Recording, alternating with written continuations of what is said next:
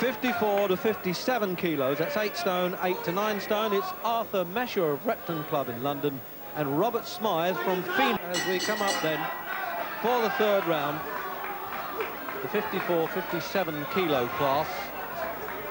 And it's been a hard one to sort out because the Londoner has marched forward, but the moment he's got through, the Welshman's come steaming back again. Just asking now to take a step back when he calls break.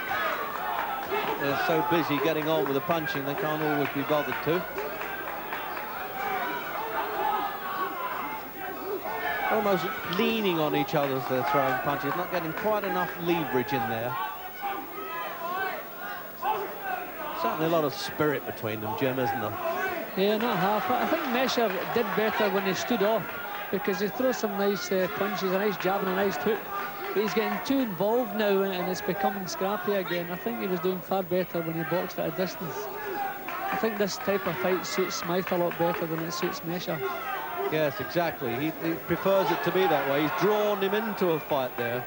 Mesher keeps looking at the referee as if to say, well, what am I supposed to do with this fellow? So we're just a minute to go in this bout then.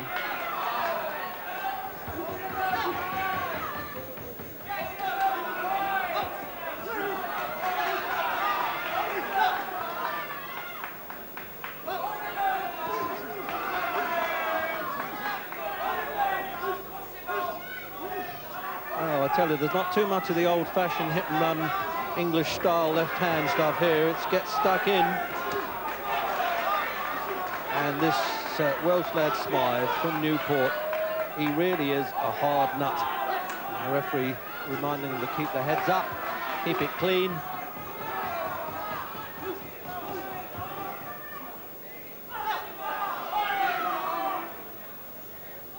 Well, this Welshman style really hasn't suited the Cockney lad at all. You really couldn't say that he was made for Mesher.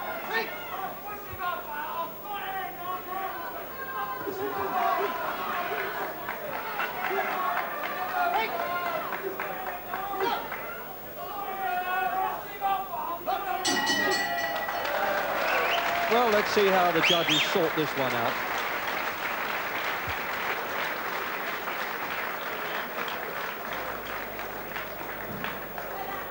Gentlemen, by a majority decision, the winner and Field Boys Club champion at 54 to 57 kilograms for 1984, Smyth in the blue. So the Welshman has won the split decision. So 57 to 60 kilos, 9 stone to 9'7". We've got Gary Andrews from London's Fitzroy Lodge Club and Neil Foran from the Rotunda at Merseyside. So having sized each other up in the first round, good punches landed then. Gary Andrews, the southpaw in the white and black hoops of Fitzroy Lodge, and Foran has got the yellow hoops of the Rotunda Club at Merseyside. Both had 61 bouts, and Foran leads on the record there of having won 53, and Andrews won 43. But he's won the Class A's in 81. He was runner-up in the B class last year, so can he get 2 out of 3? Whereas Foran has boxed for schools against West Germany, and they look very well matched indeed. 9 stone to 9 stone 7. They're going up to the lightweight class. Not an easy bout to sort out, Jim. The first round showed us that, and now the second round's a repetition. Yeah, well, Foran seems to be landing some nice heavy body stuff in this round. I don't know if that'll make a difference in the way the fight's going. He seems to be a little bit stronger than Andrews, but he's getting the best of things at the moment. I was going to say a typical Liverpool fight, but I love the way they drop their arms and steam into the body, and he is well on top in this round now, Foran. And the punches are going in not only fast, but heavy as well.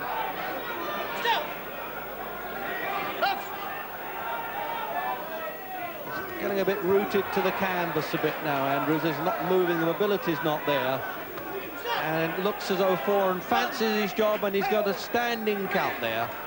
This is not applicable in professional boxing, but it's a rule that was actually introduced by the Russian delegation in the internationals. So obviously that goes against him. Boxer does not have to be knocked down to get an 8-count respite, and he's going to give him a second count Now, there's no number of counts that he need giving, but I would think that he would stop it quite quickly if he goes on like this. No, he's letting it box on, and perhaps he knew that the bell was there. Let's have a look at the replay there. Andrews bang in trouble, and the big right hand, and it was the left hook that did it. And the referee was quite right to about to come in there, as though the Liverpudlian was saying, yes, he should have a standing count.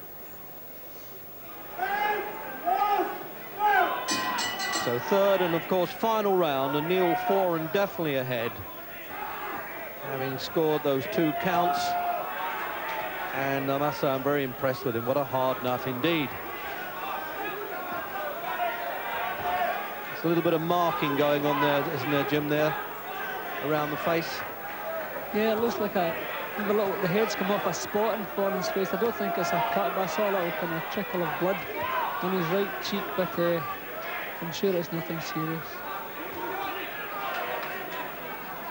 I mean it, Jim, it's just like watching 2 young pros. I know we shouldn't use that word with boys' club boxing, but let's be realistic. It really is, isn't it? Yeah, well, both these boys have a very good professional style. They're not moving around too much. They're well balanced, and they can let punches go from any angle because they're well balanced. This is really a good fight. I thought Foran would have come right back at Andrews again at the beginning of the round because he's such a good second round, but he didn't do that, and he's allowed Andrews back into the fight again. Oh, he's a good gutsy kid, the Fitzroy Lodge boy, but I must say I'm impressed with the Scouse.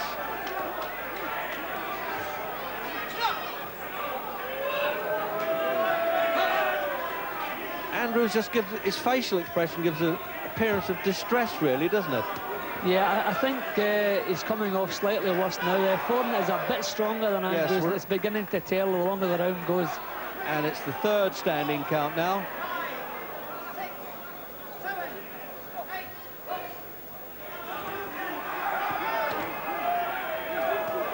The referee's done well there. It may have interrupted the action, but this is what amateur boxing is all about. And there's a little bit of blood around Foran's face, so he's quite pleased. I'm no doubt that it's the last round, but he can double up his punches so well. A really hard and workmanlike performance, Jim.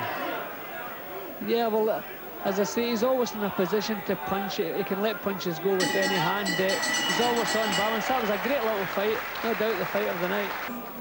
The winner is Foran.